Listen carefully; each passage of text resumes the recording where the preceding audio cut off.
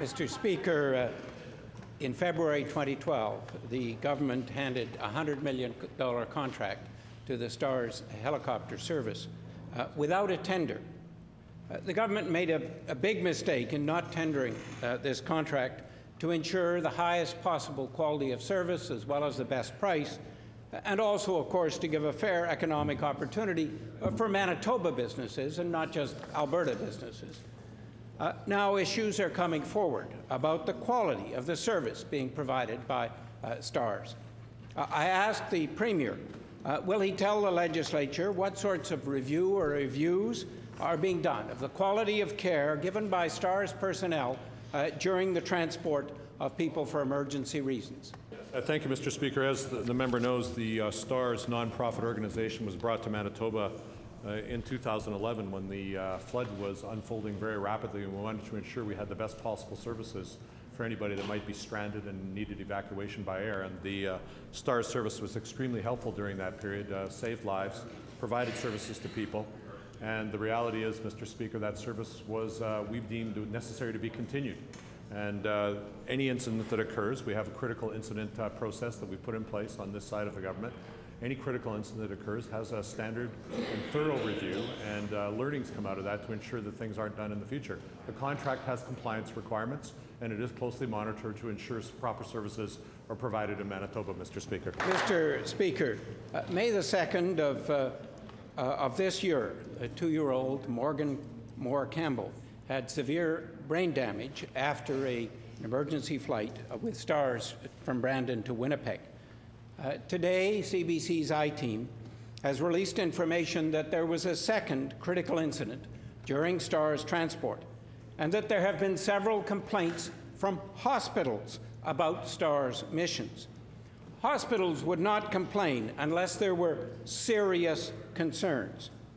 I asked the Premier, is the province investigating whether STARS used properly trained personnel on its missions?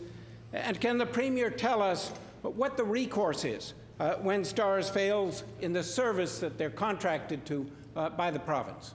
As I said in my previous question, we have a critical incident process that's put in place for any form of medical care which fails to serve the patient appropriately, Mr. Speaker.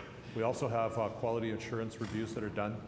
They're done as a matter of routine for all services we provide in the healthcare system, and this applies to the STARS helicopter service in Manitoba as well.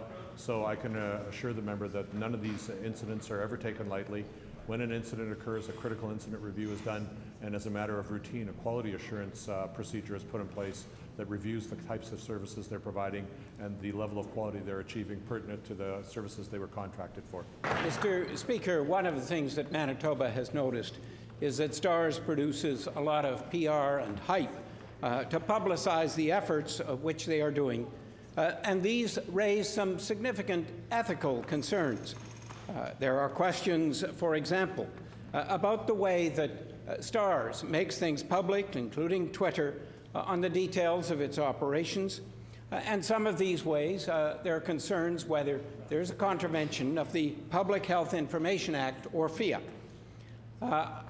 If our hospitals or clinics were to do the same and have enlist people to give testimonials in the way STARS has, these questions would be raised legitimately.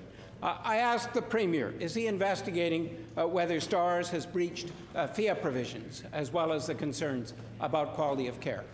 And Mr. Speaker, I'm pleased that members raised the question. Critical incident reviews are done on any specific incidents where the level of care was inappropriate to the needs of the patient. Secondly, quality assurance reviews are done as a matter of routine. And the member knows that when it comes to hospitals, they have foundations, they do fundraising, they promote the services that they provide, they let the public know of the excellent services that are provided in all of our major tertiary facilities in Manitoba.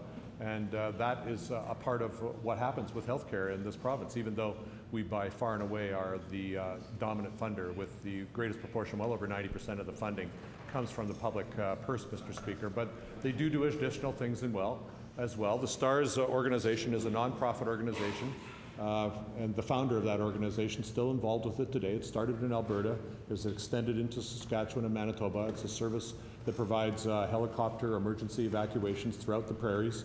They do some fundraising as part of what they do, but they are completely accountable for quality of service and completely accountable for any incidents being reviewed by an independent process, and that will continue. And if they want to continue to Order, offer please. service, The Honourable First Minister's time has expired.